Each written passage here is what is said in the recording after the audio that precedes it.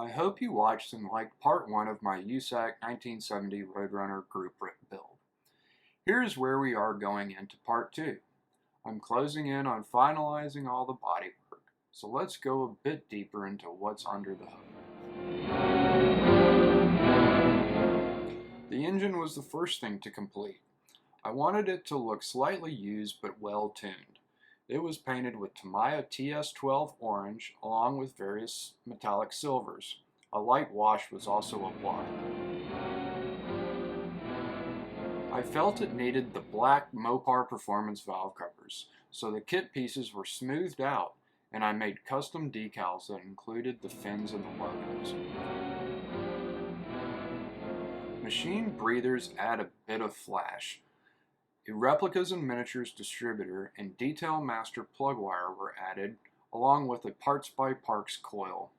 A hard-to-find model car garage aluminum air cleaner tops it off, along with a 440 Magnum decal from an old Fred Cady set. Part of the plan for the chassis was for it to have sort of a field fine look. It was first painted with red oxide primer. Then the salt method was used to chip the Tamiya AS2 light gray that would follow. Since this would ultimately be a street car, I used the Roadrunner's mufflers and some aluminum tube to cobble together an exhaust system that still looked race car, but would pass a street legal inspection. It was then painted and weathered. The interior got some subtle weathered details as well. I didn't want it completely tattered, but desired an original used but not abused appearance.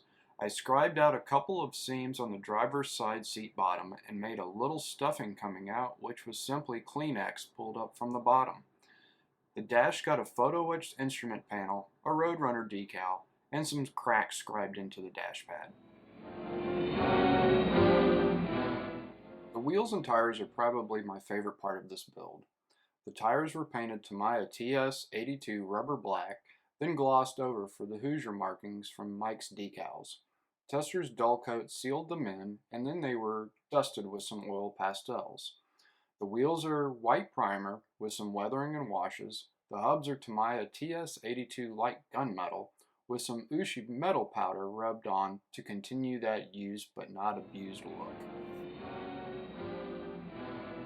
I really tried to keep this build under wraps, but did show it to some of my closest model car friends. Most could tell something was done to the body, but when I described the modifications, many said they'd never know. I had an idea to put all the modifications clearly on display. I've been saving these photo etched weld lines from Hobby Design for just this type of project. Once the body was all smoothed out, I measured out where all the original cuts were to make sure there were enough strips to add back. I was surprised that more than 24 linear inches of weld lines were needed to create the scars where the previous surgery was done. These were carefully applied with superglue. Once all the weld lines were glued down, it was time to start painting. I decided the only color for this car would be petty blue, with a hat tip to the hobby dude. I used what many consider the closest match in a can, Tamiya TS23 light blue. I think it's a little bit darker, but it still looks the part. I then painted the factory hood stripes black. I wanted the body to have an original used but not abused look before it got cut up to fit on the NASCAR chassis. Here I've started picking out the weld beads in various silver paints and washes. I even sanded some down to the metal surface for more variation. If you look carefully, you might have noticed I put a vinyl top trim on the body. I made several tests to try to come up with a way to replicate a very lightly dry cracked vinyl top that was just beginning to show the padding underneath. Starting with a single ply of Kleenex, dull coat was used to adhere that to the roof. This was carefully laid down to avoid any wrinkles. I then took another single ply of tissue and painted it flat black on both sides. This made it much stiffer and made the texture more apparent. Finally, this was adhered to the top with 3M Super 7 spray adhesive. Once dry, the edges were trimmed away and the window trim was cleaned up with a toothpick dipped in thinner. The window trim was then covered in bare metal foil. The final step was very lightly picking and cutting the top to expose the white tissue underneath. Some light sanding also added to that effect. The seams are fine chart-packed tape. As you can imagine, this was the most nerve-wracking procedure, since I was so far along in the build, and this could literally make or break this entire project.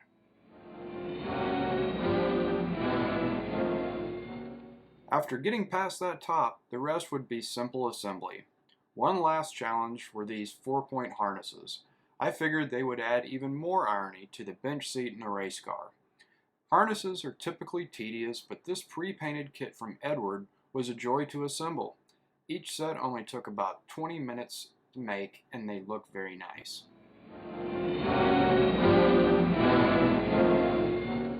I think the finished chassis has that worn but functional look I was hoping to achieve. Some heat shrink tubing was used for some roll bar padding here and there. I could have added more detail in some areas, but I still had a desire to keep some of it box stock. The engine fills the chassis well, and the radiator and oil cooler were also lightly weathered. Underneath, the mufflered exhaust system blends well with the NASCAR chassis.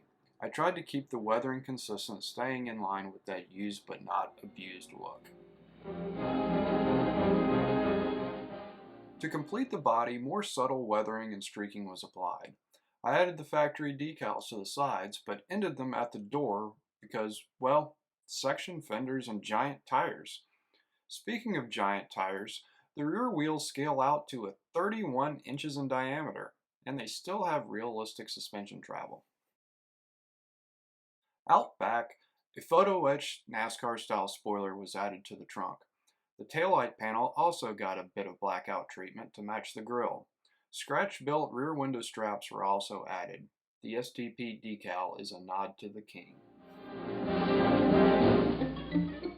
I had a super fun time building this model while discovering a few new techniques. If not for this build-off, this kit would still be sitting in the back corner of the stash collecting dust. It's been tough to keep this one under wraps since I challenged myself to complete it by the original deadline of January 15th. I've enjoyed seeing all of the other Roadrunners that were built and hope to display this one alongside yours at a show in the future. Thanks to Luca and the dude for the invite, and who knows, I might just join in on the next one, because I have all kind of model car stories to tell. Thanks for watching.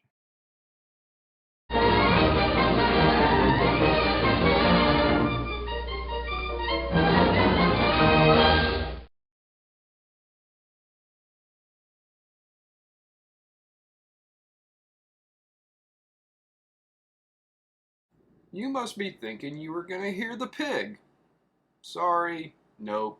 You get to see a Roadrunner go round and round. It might look like it should go round and round, but really I see this one stretching its legs on a long desert highway, being chased by a coyote.